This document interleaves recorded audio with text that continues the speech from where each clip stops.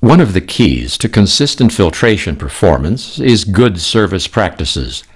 With this in mind, the Donaldson Company has prepared these step-by-step servicing guidelines. Here is a brief review of the pictograms that are printed on the side of Donaldson filters. Do not use tools. Clean the filter base. Fill with oil. Lubricate the gasket. Lubricate threads. Hand tighten. Tighten the filter according to the instructions printed on filter. These are global recycle pictograms. When performing a hydraulic oil change, it is best to use a clean cloth and clean oil funnel to avoid introduction of contaminants during the servicing process. The following service steps, which are provided for training purposes, are universal to many hydraulic systems. Donaldson recommends, however, that where possible you follow the filter service instructions supplied by your original equipment manufacturer. As the first step before filter installation, verify that the OEM specified service interval has been reached, or that the service indicator shows that filter change is due. Secondly, check the new filter you will be installing for any shipping or handling damage. Do not install a dented filter since the canister has been weakened at that point. Thirdly, be sure the system is turned off and that there is no pressure present. Step 4 is to remove the spin-on filter.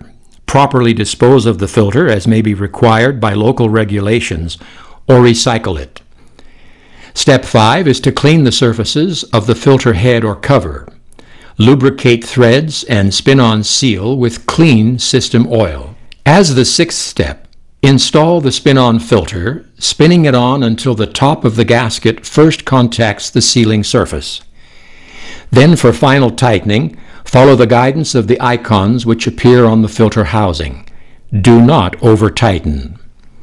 Finally, step 7 calls for bleeding the hydraulic system and checking for leaks.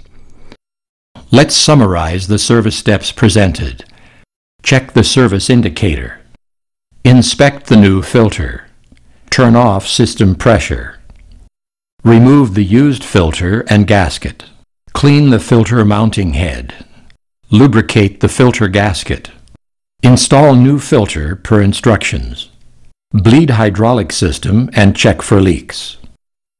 Now for cartridge-type filters, follow these change-out steps. Step 1 is to verify that the filter is due for change-out, either as indicated by the original equipment manufacturer or specified by the service indicator.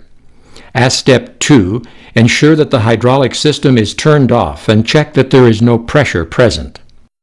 Thirdly, unscrew the housing and remove the cartridge. The fourth step is to clean out any sediment from inside of the filter housing. Properly dispose of the cartridge according to local regulations. Step 5 calls for a check of the housing seal integrity. Then lubricate the seal and the threads with clean system oil. In step 6, lubricate the new filter cartridge O-ring with clean system oil and install the filter into the housing. Fit the housing to the filter head as instructions on the housing may indicate. Do not over-tighten. As step 7, bleed the hydraulic system and check for leaks. Let's summarize the service steps presented. Check the service indicator. Turn off system pressure. Remove the used filter and gasket. Clean the housing seal area and cap. Install and lubricate O-rings, gaskets, and housing seals. Install new filter per instructions. Bleed hydraulic system and check for leaks. And now steps for replacing in-tank filters. The first step is to confirm that the filter changeout is due as specified by the original equipment manufacturer or as shown by the service indicator. Step 2 is to turn the system off and check that there is no pressure present. Step 3 is to remove the cover and remove the filter element as gently as possible. Avoid contaminant dropping into the clean side of the housing. Properly dispose of the cartridge, seal, and spring. In step 4, clean out any sediment from the inside of the housing. The fifth step is to clean out any sediment from the cover and lubricate the seal. For step 6, lubricate the filter O-ring with clean system oil and install the filter element. Refit the cover following any instructions given. Finally, bleed the hydraulic system and check for leaks. Let's summarize the service steps presented. Check the service indicator. Turn off system pressure. Remove the housing cover. Remove the used filter and gasket. Clean the housing seal area and cap. Install and lubricate O-rings, gaskets, and housing seals. Install new filter per instructions.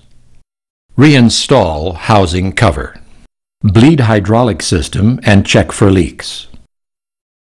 As our closing illustration, we want to show you some things that can go wrong with a liquid filter when pressure in the hydraulic circuit goes far above normal. This may happen because of a fault in the system, such as a faulty pressure regulating valve. Note the domed appearance of this filter canister, a sure telltale sign that this filter is under abnormally great pressure. This inverted tap plate in the second photo is the result of the filter reaching burst pressure. This servicing information is provided as a best practices guide. It is not, however, intended to replace or supersede the service instructions supplied by your engine or vehicle manufacturer.